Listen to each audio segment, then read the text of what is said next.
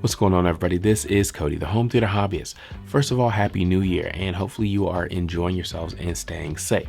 Now in this video, I want to talk about CES 2022 because that basically is wrapping up in Las Vegas, and that is the Consumer Electronics Show. All sorts of things are announced traditionally at CES, and this year there were a lot of announcements. That was a little bit different because, COVID, some people were doing virtual things.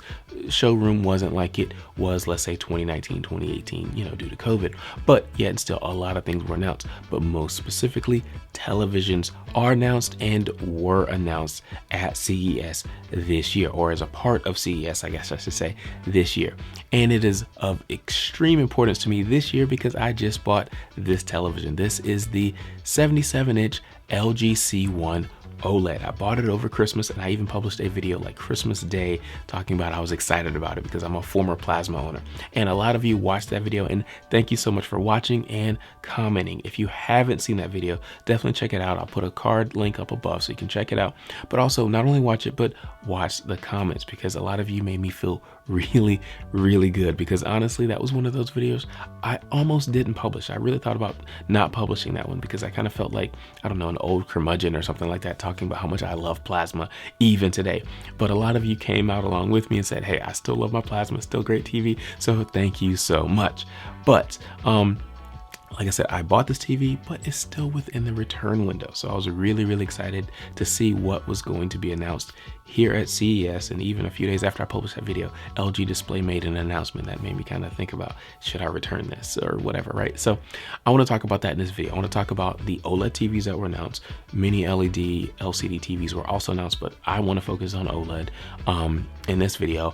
And I want to talk about what I'm thinking about with this TV and sort of my decisions going forward. So there are chapter markers in this video, so if you want to skip to a certain section, you can definitely do that. But let's go ahead, let's start off by talking about the big announcement that is QD-OLED from, I guess, Sony was the main one that did it in this particular at this point, I guess I should say, in the year. So QD-OLED, or quantum dot OLED, that is a brand new technology that has been released this year. It was heavily rumored in 2021. I was following the rumors, and a lot of you were also probably following the rumors as well. Now, all traditional OLEDs, every OLED that we've ever seen up till this point has been basically made by LG Display for the most part. I mean, in the very, very early days, I'm sure some other people kind of dabbled in it, but the commercially available OLEDs, I guess I should say, have been produced by LG Display, whether it was an LG Electronics TV, a Sony TV, a Panasonic TV, whatever. LG Display was the panel manufacturer behind it. But now we have Samsung Display entering the game with their quantum dot technology. And the way it works is they have a blue layer of OLED, and then on top of that they put some quantum dots. Specifically, I believe they are red and green quantum dots, which creates the red, green, and blue that we see. Now, this tech does not have a filter layer, so it can be much brighter than the traditional OLED.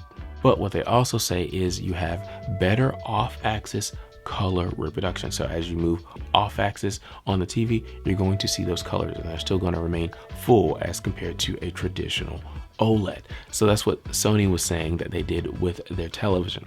Now, Sony actually announced 3 different OLED televisions. They announced the A80K, the A90K, and the A95K, which was the QD-OLED.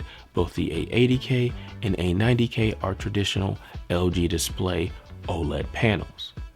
Now, this year was a little bit strange because last year the A90J was sort of the flagship OLED. Well, this year is probably the A95K because the A90J only comes in 2 sizes and is actually smaller sizes. I think it's like 42 and 48 inches, which is kind of strange. So if you are, looking for a big television in the OLED line from Sony, you're probably going to be looking at either the A80K or the A95K. And the A95K again has that QD OLED panel. So that's really where the new tech is. Now, Samsung Electronics actually hasn't shown off a television, but Caleb Dennison over at Digital Trends did get a chance to get some eyes on a Samsung Display production model, and he said that it was game-changing. So you know, that's exciting, right? For any of us, that's exciting. He actually got to see it, and he liked what he saw. But hopefully Samsung will be announcing their models here in another few weeks, and we'll just have to see. Obviously, reviewers will have to actually get these, calibrate them, and compare them to other televisions. So again, we'll see how the QD-OLED is gonna go in, you know, 2, 3, 4 months, something like that. But I am excited about that technology. Now that raises the question, am I going to return this TV and go for the QD-OLED? The short answer is no, for 2 reasons. The first reason being the maximum screen size that we've seen thus far is the 65-inch from Sony. And I wanted to go bigger than 65 inches. That's why I got the 77, right? So that's the first reason. The second reason is price. We don't know how much these panels are going to cost, but the rumors last year put it somewhere around $8,000 US for the 65-inch version, which is, in my opinion, pretty expensive for a 65-inch TV. It's probably double the price of even your top-end 65-inch OLEDs today, right?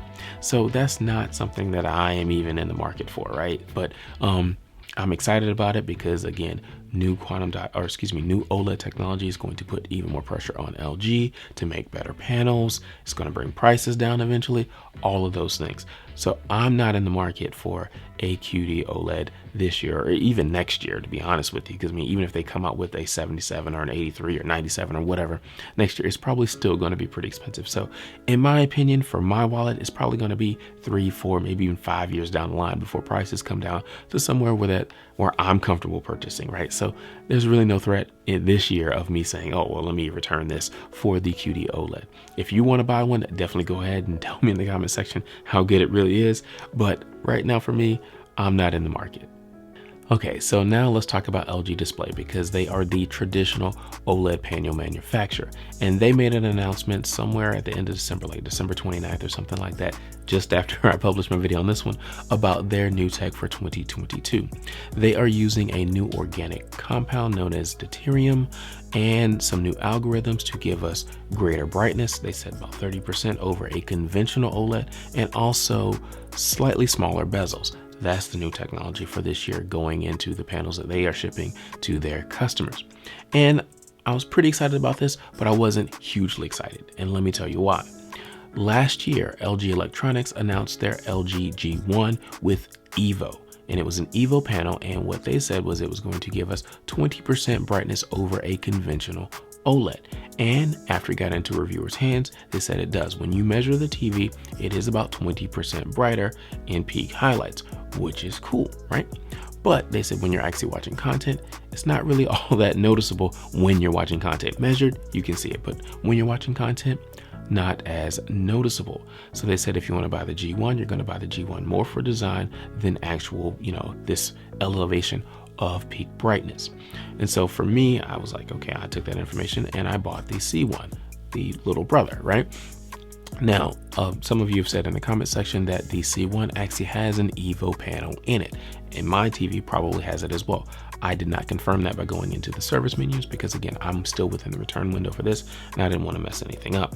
But even if I have the Evo panel in this particular display, I don't think that I'm getting that extra brightness due to firmware, right? I could have the panel, but they could still lock the firmware down, so I'm not getting that brightness. So I still think that I have just a normal regular C1, not the one with the extra brightness, even though I may have the panel there. So LG Electronics announced 5 new models this year, which is a continuation from their models from 2021. They announced the A2, B2, C2, G2, and Z2. Now the Z2 is an 8K OLED. It comes in 2 sizes, 77-inch and 88-inch, which is really cool. I'm not really going to talk about 8K, but it is there. You can buy an 8K OLED.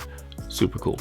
But the other models are all 4K OLEDs like I have here. And I want to focus on the C2 and the G2 because that is most comparable to what I have right here.